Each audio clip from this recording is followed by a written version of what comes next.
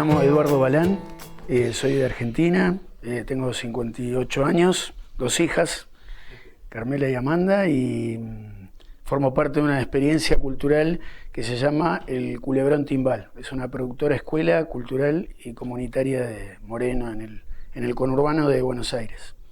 Bueno, mira, el Culebrón es una experiencia que ya ronda los 30 años, porque empezó como un grupo de rock y teatro que tratamos de retratar en una obra que mezclaba las historietas, el teatro y el rock, para ofrecer una visión de lo que eran los paisajes de nuestros barrios, que en ese momento no estaban en los medios masivos, no aparecía digamos, la cultura cotidiana de los barrios del Gran Buenos Aires, no aparecían en los medios. Y nosotros nos gustaba mucho, porque en los barrios del conurbano de Buenos Aires se da una mezcla de muchos pobladores que vienen de Paraguay, de Bolivia, de las provincias. Hay una mezcla de estéticas, está la música latinoamericana, la cumbia, pero también está el rock, está el folclore, hay experiencias como las murgas, que son de percusión callejera, y todo ese combo mezclado con el conflicto social que hay en el conurbano, porque es una zona de mucha pobreza, hace que sea una cultura muy potente. Y nosotros no lo veíamos a ningún lado eso, y empezamos a orquestar unos espectáculos para mostrar eso.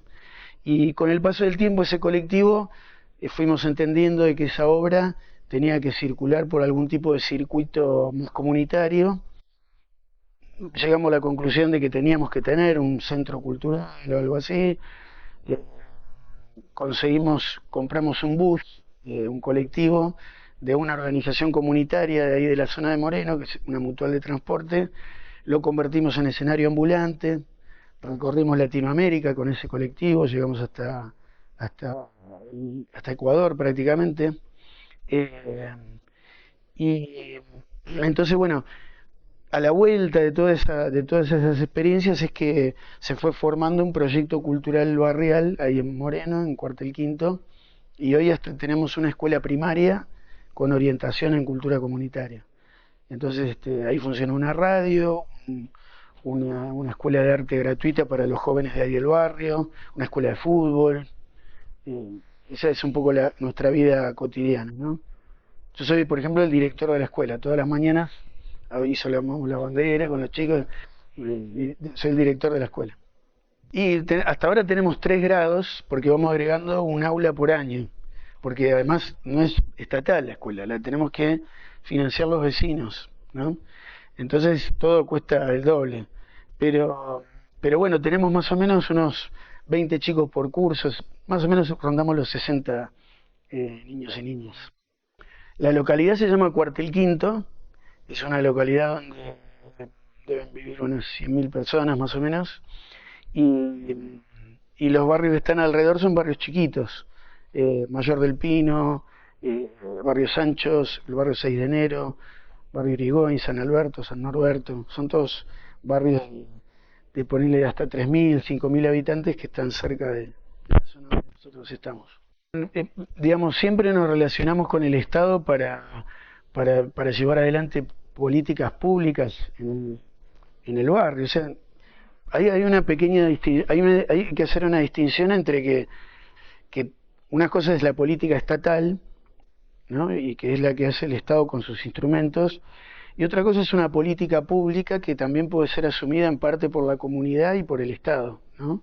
Por la organización, Entonces nosotros siempre hemos reclamado políticas públicas, más allá del programa que ejecuta el Ejecutivo, políticas públicas que tengan que ver con programas estatales, pero también con la participación comunitaria.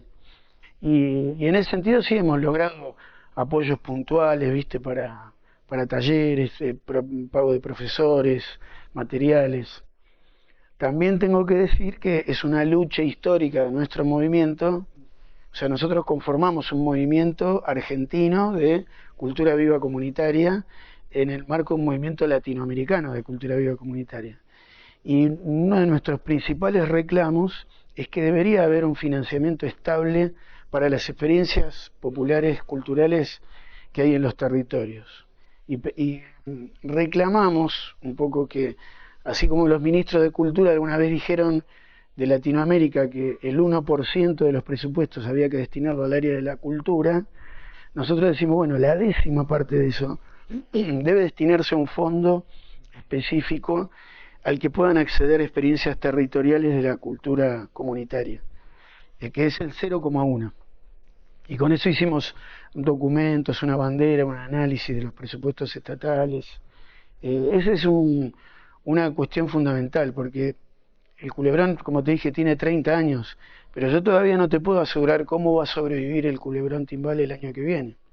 Depende de un montón de cosas que se tienen que dar de acá a fin de año, de proyectos que tenemos que presentar. No tenemos una tranquilidad donde hay un fondo anual al que siempre podemos. Entonces es también un poco, por un lado medio angustiante, por el otro lado siempre es un desafío que nos obliga a siempre organizarnos con la gente, ¿no?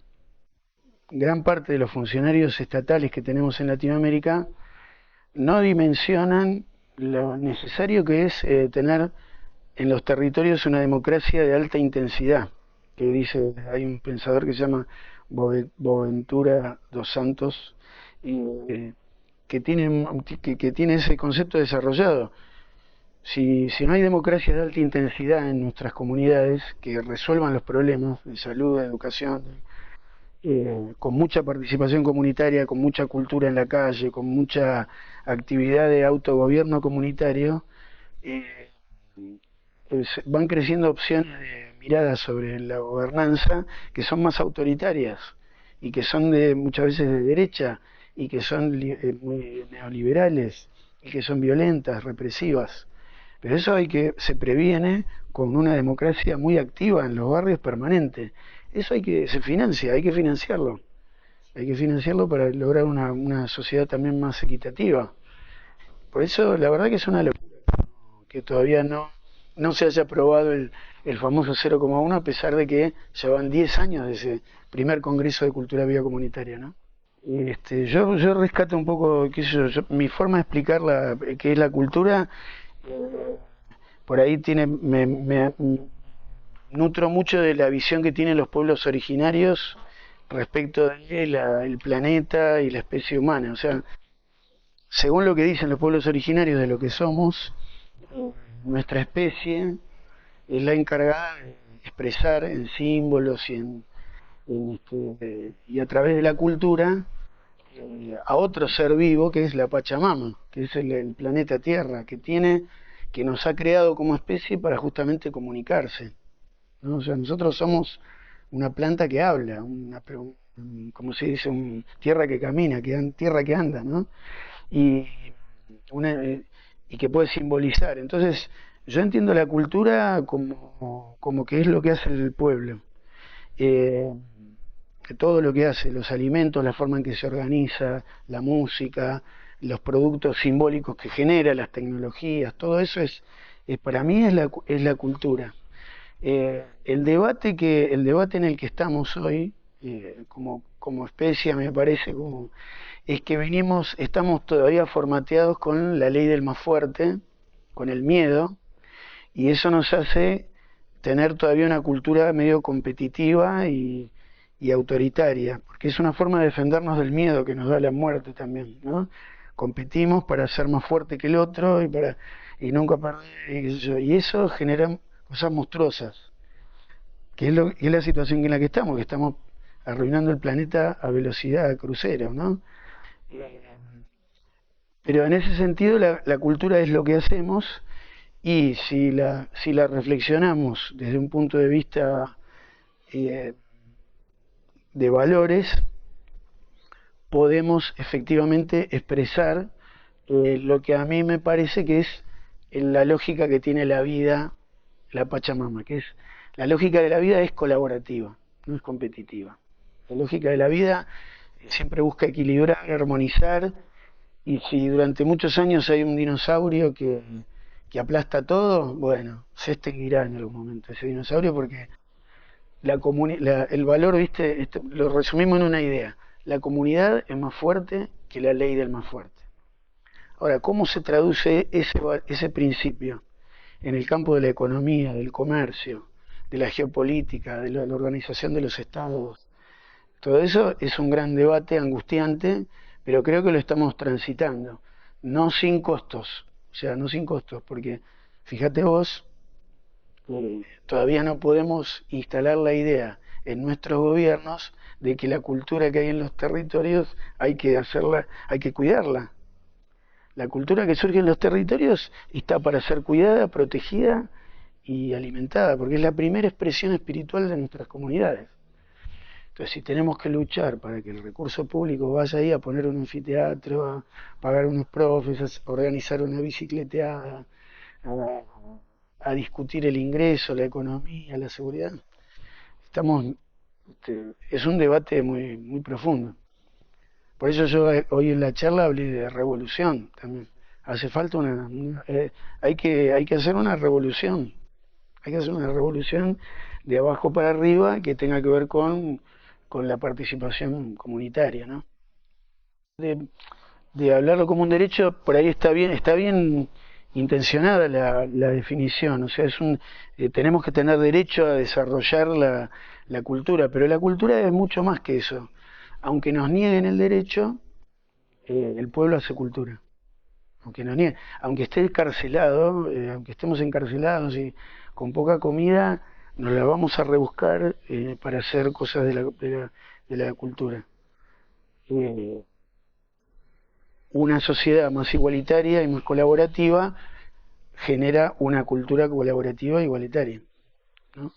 Si definirla como derecho humano sirve para pelear más recursos para la cultura, está muy bien, pero está muy bien. Pero a mí me gusta más definirla la cultura como un poder que tiene nuestra especie, un poder que pasa sobre todo porque tenemos la capacidad de simbolizar, que los animales en su gran mayoría no pueden. Está en discusión también porque hay algunos pájaros que hacen cosas raras, ¿viste? Pero digamos, nuestra especie simboliza eh, y por eso hace cultura, hace cultura. La lógica competitiva la reprime, la frustra, la quiere castrar, y la cultura comunitaria la quiere empoderar. El primer momento que dio origen al movimiento fue de repente descubrirnos, ¿viste? O sea, lo que nos pasaba a nosotros en el año 1993, 1996, cuando empezamos, es que conocíamos una cantidad de experiencias que uno las miraba como decir, me gustaría, tenemos que hacer algo parecido a el grupo de teatro Catalinas o algo parecido a tal colectivo cultural. Pero a medida que fuimos realizando nuestra organización, nos dimos cuenta que había miles, ¿viste? Que había miles y miles. En Latinoamérica existen no menos de 200.000 procesos de cultura comunitaria más o menos organizados desde la gente, ¿no? No hay ningún lugar de Latinoamérica que tenga más de 5.000 habitantes que no tenga un centro cultural, una biblioteca popular, un grupo de teatro, un coro, un ballet folclórico, una radio comunitaria. Entonces ahí fue ver que esa impresión que teníamos de que éramos unos pocos locos, de repente descubrimos que no, que había solamente en nuestro municipio cientos. Y además, eso fuimos a recorrer Latinoamérica y vimos que había en toda Latinoamérica. Después, inmediatamente que descubrimos que éramos muchos, también descubrimos que teníamos los mismos problemas, las mismas alegrías, pero las mismas angustias. Las alegrías era que habíamos descubierto una moda de vivir muy sanador. O sea, relacionarnos con la producción cultural, el arte, desde un lado que tenga que ver con lo territorial y con todo eso y los vínculos, es sanador. En el otro platillo de la balanza está el tema de el contexto en el que hay que organizarse, la falta de recursos, todo eso. Pero te diría que al principio fue más que nada la alegría, la emoción de encontrarnos. De decir, uy, pero mira, ustedes, qué sé yo, descubrir un grupo en Brasil que hace percusión con los tachos de basura, tambores reciclando, y tienen una orquesta gigante, una batucada, y deslumbrarnos con eso y decir, mira, eso podríamos hacer allá. Es, eh, esa locura fue lo que le dio un empujón grande al movimiento, ¿no?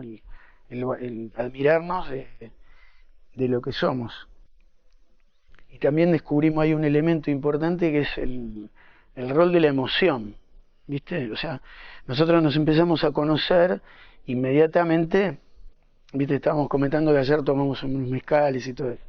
En estos encuentros también llega el momento en donde se comparte un vino, una cerveza, una guitarreada, un llanto, una confesión a la madrugada de los problemas familiares de uno. Entonces te empezás a amigar, te empezás a hacer amigos. Y la emoción es fuente de conocimiento también. O sea, la emoción, la, la, la, la, la amistad es algo que te hace ver elementos en la realidad que si no, no los verías. Y, y en el movimiento de cultura viva comunitaria la emoción es muy importante, los vínculos, ¿no? Siendo que otras formas de organización política te enseñan que hay que tener cuidado con los vínculos, como diciendo, no, viste cuando te dicen no hagas negocio con los amigos, porque viste la amistad es la amistad y la política es la política. No, en cultura viva comunitaria la amistad es la forma más antigua de organización popular. La amistad es la forma más antigua de organización popular. Todos tenemos que hacerlo sin perder la amistad. Hay que tratar de nunca perder el vínculo, es nuestro mayor poder, ¿viste? No, nosotros, yo por lo menos tengo que luchar también contra una formación media, entre comillas, media militante marxista o peronista, de que la organización tiene que ser eficaz, ¿viste? Si una organización privilegia la eficacia por sobre el vínculo, podrá ser una organización eficaz, pero no es una organización popular, comunitaria. La organización popular privilegia el vínculo, porque con el vínculo la eficacia puede venir con el tiempo, porque si no hay vínculo no pasa nada, no se puede comprar esa eficacia en abstracto, ¿no? Promover una estrategia de participación es una tarea que se realice esa participación comunitaria, porque en alguna medida es medio contracultural, en el sentido de que habitualmente la gente está, nosotros lo explicamos como que hay una cultura de la delegación y una cultura del protagonismo. La gente está educada en la cultura de la delegación, es decir, delego en la escuela la educación de mis hijos, delego en el gobierno la política, delego en los medios de comunicación mi entretenimiento, delego y soy espectador, cliente, consumidor. Esa es la cultura dominante, es esa. Entonces, cuando uno promueve la participación comunitaria, está tratando de dejar atrás la cultura de la delegación y promover la del protagonismo de la gente en la política, en el arte, en la cultura, en la educación, que se haga cargo. Es decir, no, la educación pública no es un deber del Estado, no, es un deber del pueblo primero. Antes que el Estado, el pueblo. Yo como adulto estoy a cargo de la educación de mis hijos. Por supuesto el Estado viene después, pero primero es un deber del pueblo. El tema de creer en el pueblo, en que somos un pueblo, también es otro elemento fundamental, ¿viste? Que hay distintas visiones. En mi caso yo creo que el pueblo existe, ¿viste? Que el pueblo. Entonces, me parece mucho más importante que el Estado, el pueblo. El pueblo es mucho más importante. Y me dedico a que el pueblo no se pierda. Porque el Estado va y viene, los gobiernos van y vienen. Pero el pueblo es la base de todo. El pueblo no. Entonces, ahora, hay toda una cultura que va en otra dirección. Por eso, nuestra estrategia es usar mucho el espacio público, hacer que escribir en el espacio público la historia de la participación comunitaria. ¿Esto qué significa? Caravanas de carrozas, eventos en la plaza, murales, cartelera didáctica, altoparlantes que recorren el barrio, eventos festivos, participativos, no políticos, en el sentido clásico. una buena comilona, ¿viste? Una pollada para 300 con un sorteo, baile popular. Eso todo ayuda a que la gente deje de delegar y se anime a protagonizar. Pero es una estrategia que hay que ir haciéndola en espiral y lleva tiempo. Hay que planificarla también. No es natural, ¿viste? No es espontánea. No se da de por sí. Hay contracultura y provocarla. A pesar de que la cultura dominante la empuja para el lado de la cultura de la delegación, también hay que ver que si uno mira bien, la gente busca formas de participar. Y sobre todo muchas veces de quejarse. Entonces, ahí hay un campo de trabajo que hay que tratar de alentarlo. Ahí es donde es muy importante la cultura viva comunitaria. Por eso nosotros construimos el movimiento. Porque el movimiento de cultura viva comunitaria es muy importante para hacer una sociedad más participativa. Porque somos los que podemos llevar los muñecos en la calle, las banderas, los zanqueros, hacer una reunión más divertida, empezar un debate vecinal con un sketch organizado por el grupo de teatro sobre la pelea del año pasado. Bueno, después ya se habla de otra manera eso. O el tema de la basura, ¿no? Sí, hay que echar mano a todos los recursos. Por ejemplo, el humor, el buen humor, es muy importante. O sea, empezar una reunión vecinal, ¿no? De vecinos. Una cosa es, empieza una reunión de vecinos en un galpón que hace frío, las sillas, todo medio oscuro. Bueno, vamos a empezar la reunión. Esa es una cosa. Ahora, vos llegás a la reunión y hay una mesa preparada, unas flores, hay música. Empieza la reunión recordando que cumplió años tal y tal. Yo te decía el ejemplo de una dramatización. Hacer una situación conflictiva, barrial, recrearla en un sketch donde todos nos podamos reír. Es muy importante eso. El humor porque el humor es una forma de producción de conocimiento también. En un chiste, uno nunca se ríe o llora por algo que sea importante. Si te reís, es que hay algo que te gustó, algo que no esperabas, una idea nueva. Y lo mismo si te brotan las lágrimas de los ojos porque llorás por algo, es porque hay un conocimiento nuevo que apareció ahí, ¿no? Pero entonces, ¿eso qué significa? Que el militante que crea en el poder popular y comunitario tiene que estar muy dispuesto a usar el humor, la alegría, la música, la emoción, para poder sobre esa base emocional construir la posibilidad de lo comunitario. No es solamente el tema de poner un papel afiche, un marcador, no, eso es lo último es el papel afiche y el marcador. Antes tiene que haber un clima de cariño, ¿no? Hay que construir, cada reunión tiene que ser un acto de cariño, hay que hacerlo notar además.